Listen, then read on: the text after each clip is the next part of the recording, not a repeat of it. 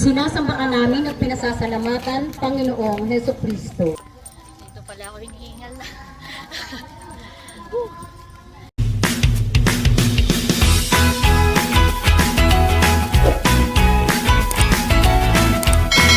Hi guys! Isang mapagpala at mapagpalayang araw po sa ating lahat.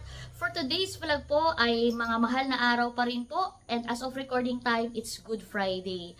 Ang Good Friday po, ang Biyernes Santo ay isang napakahalagang araw. Lalo tigit para po sa mga kapwa ko mananampalatayang Kristiyano. It's a very solemn and sacred day. Ito ang araw kung saan ating ginugunita at inaalala ang ginawang sakripisyo at pag-aalay ng buhay sa krus ng ating Panginoong Hesukristo para sa ating kaligtasan. So, ngayong araw, samahan po ninyo ako. Ako po ay papunta sa aming simbahan dahil meron pong isasagawang activity ang aming parokya. Magsasagawa po ng Daan ng Krus at tayo po ay makikiisa dito. Tara, samahan niyo po ako. Ang ganda po ng buwan. Time check po. Mag-alas 4 pa lamang po na umaga. Buti na lamang po at malapit ako sa simbahan dahil dito po ang aming assembly area. Ayan, marami na pong tao dito po sa aming parokya.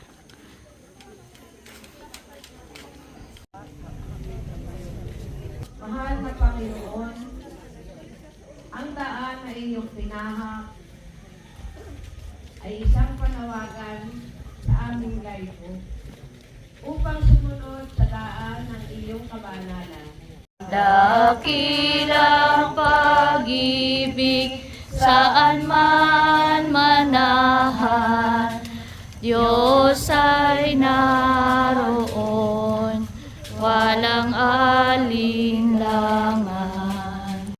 Ang pagsalo ni Jesus sa muling hapunan kasama ang kanyang mga disipulo. Mga minamahal kong alagad, matagal ko na ninanais na makasalo kayo sa hapunang ito bago ako magdusa. Panginoon, kami ay laging handang sumunod sa inyo. Kunin niyo ito at kinin. Ito ang aking katawan na binibigay para sa inyo. Gawin niyo ito bilang pag-alala sa akin.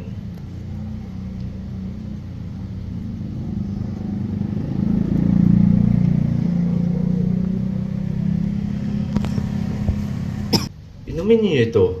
Ito ang aking dugo ng bagong tipan na ibinubuhos para sa kapatawaran ng mga kasalanan.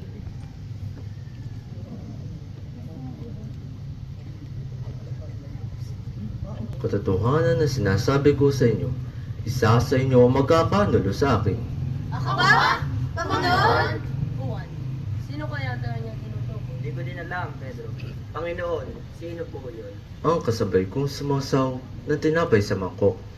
Judas, ang gagawin mo ay gawin mo na agad. At si Judas ay lumabas sa rin upang ipagkanulo si Jesus. Diyos ay naroon, walang alinlangan. Jesus ay nanalangin sa halamanan ng Gethsemane. Mga Ginoo, alam ko kung nasaan si Jesus. Ano ang nais mong kapalit ng pagtuturo mo sa amin sa kanya? At ano naman ang bibigay ninyo sa akin kung ipagkakanuno ko siya? Bibigyan ka namin ng 30 pirasong pilak. Tatanggapin ko ito. Ituturo ko sa inyo kung nasaan siya ngayong araw. Ama, ilayo niyo po sana sa akin ang mga kupang ito. Ngunit mangyari nawaan yung kalooban, hindi ang akin. Habang nananalangin si Jesus, papalapit na si Judas kasama ang mga kawal. Hanapin ninyo si Jesus sa taga-Nazaret. Pinangunahan sila ni Judas upang maituro kung sino si Jesus. Ang hahalkan ko ang siyang hinahanap ninyo.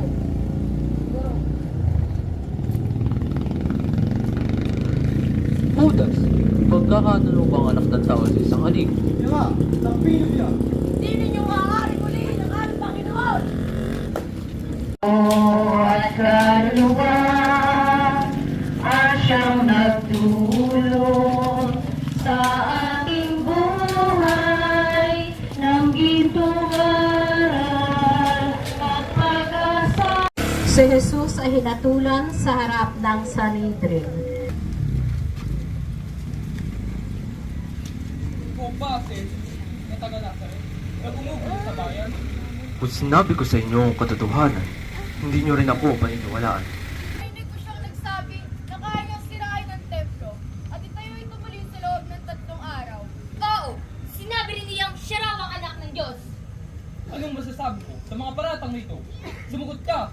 Ikaw ba ang Mesiyas, ang anak ng Diyos? Ikaw na nagsabi, at darating ang panahon na makikita mo ang anak ng tao na nakaupo sa kanan ng Diyos. Ikaw ba ang haring mga Hudyo? Ang sinasabi mo ay mula sa iyong sarili o sinasabi ng iba tungkol sa akin? Ako ba ay Hudyo? Dinala ka rito ng iyong sariling bayan. Ano ang ginawa mo? Ako siya si Diyos! Ako! Wala akong pananagutan sa dugo ng taong ito. Kayo! Kayo ang bahala sa kanya! At dahil sa sigaw ng mga tao, ibinigay ni Pilato si Jesus upang ipako sa krus.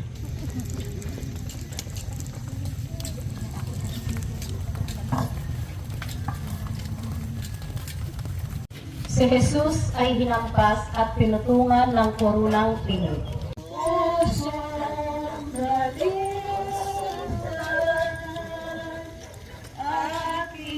Lahat na yaman ko ay alay ko sa'yo. Niyakap at pinasan ni Jesus ang kanyang krus.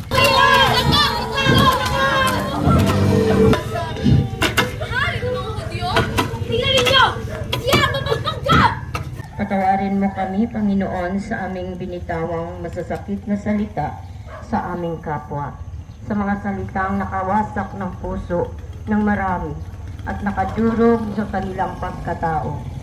Nauuhaw ako parang higang na lupa. Ika-anim na istasyon. Si Jesus ay nadapa sa bigat ng krus. Sa Diyos lamang mapapanata. Si Jesus ay tinulungan ni Simon Sirineo.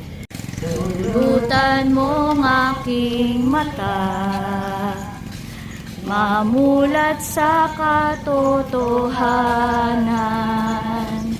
Ikaw poon makikilala sa taong mapagkumbaba. 4,000 steps na po so far. Kung nag-iisa at nalulumbay. Nasa lubong ni Jesus ang mga kababaihan ng Jerusalem.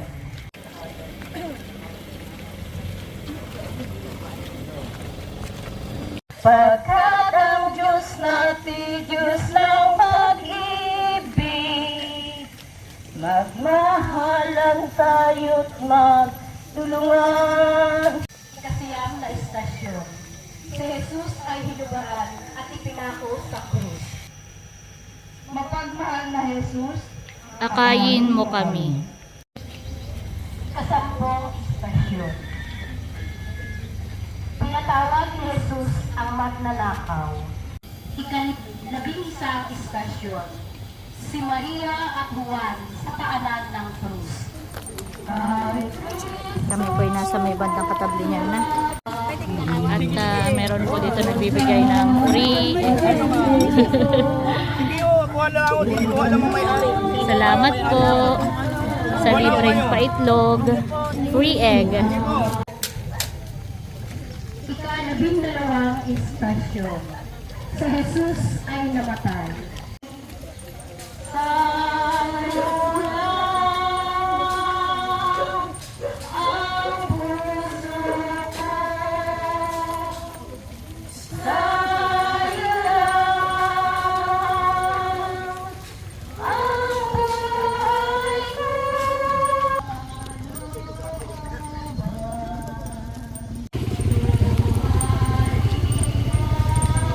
So kami po ay paakyat na ng bundok.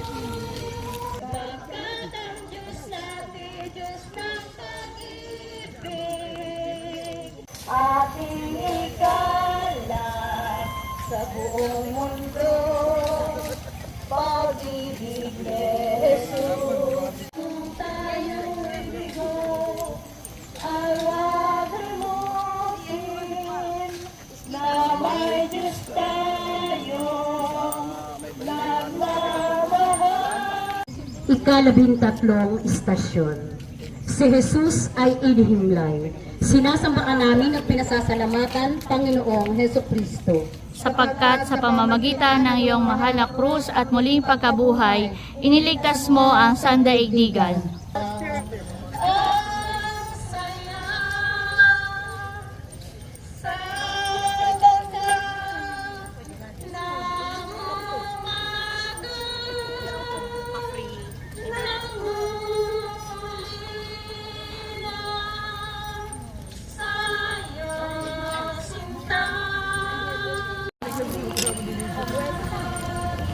Kami po'y pakit na ng bundok. Opo Lord, sana po'y kayanin. Tanghali tayo dito. Oo nga po. Dito pala ako hinihingal na.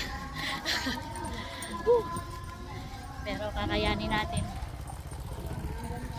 Ito'y sakripisyo.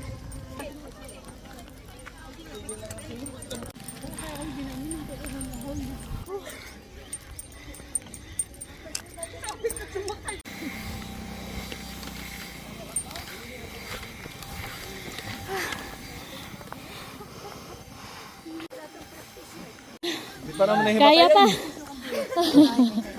Konti na lang. Kaya natin to. Konti na lang. Okay lang po.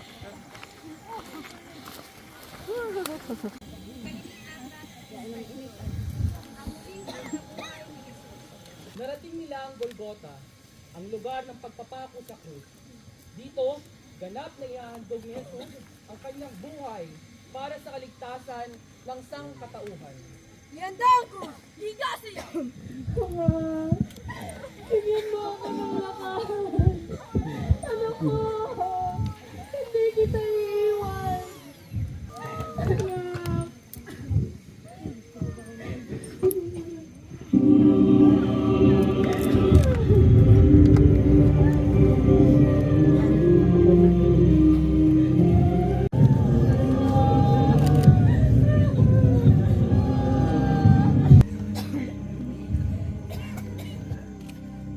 Ama, sa iyong mga kamay ay pinagtatagubilin ko ang aking espiritu. Naganap na.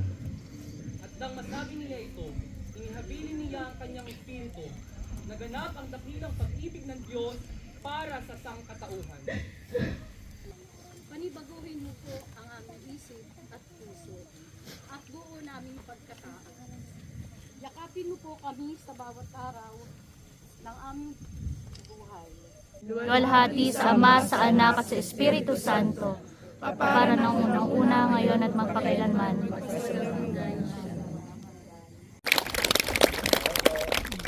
Suportahan natin ang teatro ng parokya. Doon ginagalang natin yung mga kapatid natin na mamanata. Pero hindi natin pinopromote dito ang flagellation dahil naniniwala ang simbang katolika, meron tayong ibang pamamaraan pa na pwede natin ihingi ng tawad ang ating mga kasalanan. No? So maraming salamat po sa inyong lahat mula Ilaya Cluster sa inyong pagpunta, Baybay at Kabilugan at sa lahat ng mga dumayo dito para makiisa nitong pagdiriwang na ito. Maraming salamat po sa inyo. Sumainyo ang Panginoon. At sumainyo rin. At pagpalain tayong lahat ng makapangyarihang Diyos. Sa ngalan ng Ama, Anak at ng Espiritu Santo. Amen. Sino man ang nabubuhay para sa sarili lamang, walang sino man ang namamatay para sa sarili lamang.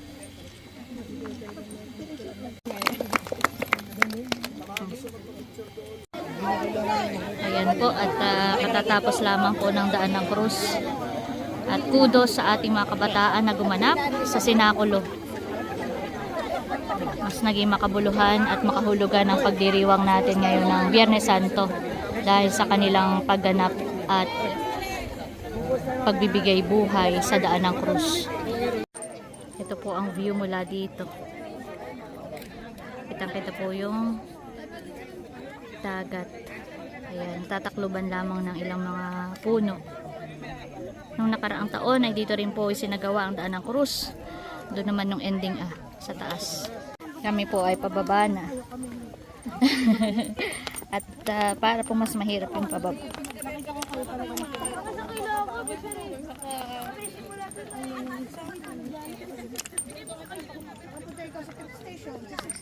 Ayan po, kitang-kita dito ang dagat. Maganda po yung paalala ni Father na ang araw na ito ay araw ng katahimikan at pagninilay. Salamat Panginoon at binigyan niyo po ako ng pagkakataon na maging bahagi ng daan ng krus. Hello! Congratulations sa inyo sa isang napakamatagumpay na sinakulo. Ayan, kudos po sa ating mga kabataan.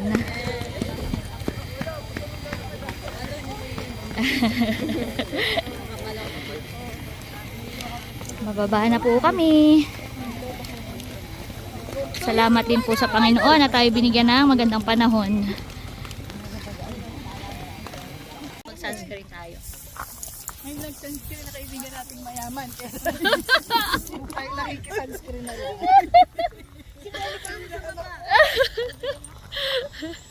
Ayan, pagbaba po ay ako'y makikisabay na dito kay na Vax. May ginalampot sila, may dalang tricycle. Okay, walang dalang sasakyan Vax, kaya ako makikisakay ha. Let's go!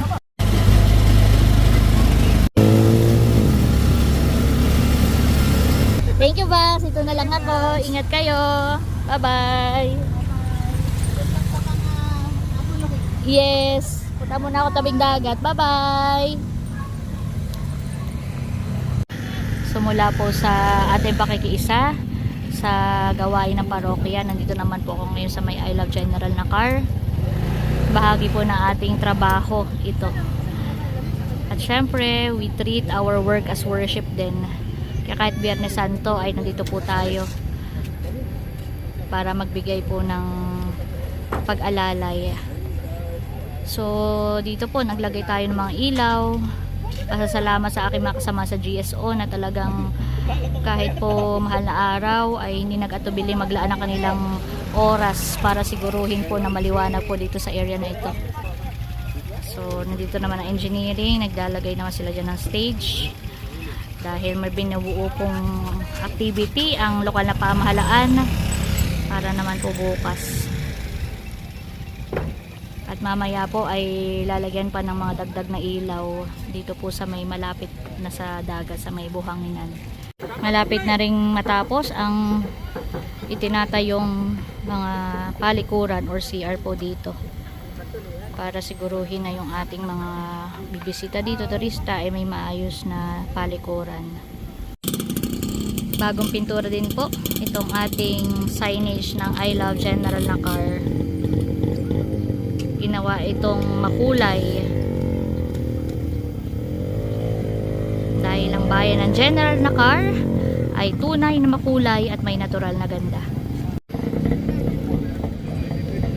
At meron din po tayo dito mga paalala katulad ng bawal magkalat at iwasan ang paggamit ng plastic. Ayan. Salamat po sa inyong pakikisa at kooperasyon upang mapanatiling malinis at ligtas ang ating bayan.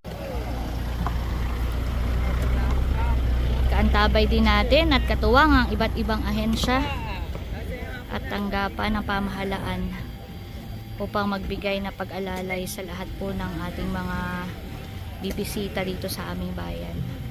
So yun guys, nandito na po ako ngayon sa bahay at bagamat nakakaramdam tayo ngayon ng pagod at konting pananakit ng katawan dahil hindi rin biro yung ating isinagawang pagsama sa parang pinakang alay lakad at alay panalangin na rin natin ngayong araw. Pero sobrang punong-puno naman ang aking puso ng kagalakan, dahil naging bahagi ako ng activity na ito. At ramdam na ramdam natin ang presensya ng Panginoon habang tayo kanina ay naglalakbay kasama ang buong sambayanan. At habang tayo ay naglalakad ay naroon ang ating pananalangin sa Panginoon, pasasalamat sa lahat ng kanyang mga pagpapala, at the same time ay tinataas natin yung ating panalangin para sa ating pamilya at mga mahal sa buhay. At gusto ko rin i-congratulate at bigyan ng pasasalamat ang mga kabataan na gumanap sa Sinakulo. Ngayong taon na lamang po uli nagkaroon ng Sinakulo dito sa aming bayan. At talaga namang iba yung dating, iba yung impact sa akin. Dahil sa kanilang pagsasadula at pagbibigay buhay doon sa sinagawang sakripisyo at pag-aalay na buhay ng ating Panginoong Hesus, ay parang mas talagang tumatagos po sa puso at nararamdaman mo dahil doon sa kanilang naging pagsasadula. Kaya thank you sa mga kabataan ng parokya, at patuloy nating susuportahan ang kanilang paglilingkod at pag-aalay din ng kanilang sarili para sa ating Panginoon.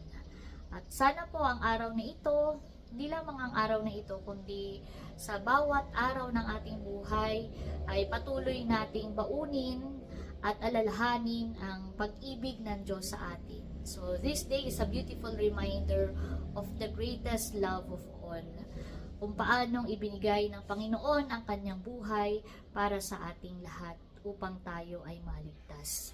At sa gitna man ng katahimikan o sa gitna man ng ingay ng daigdig, naway patuloy tayong matuto tayong makinig sa tinig ng Diyos na nasa ating mga puso.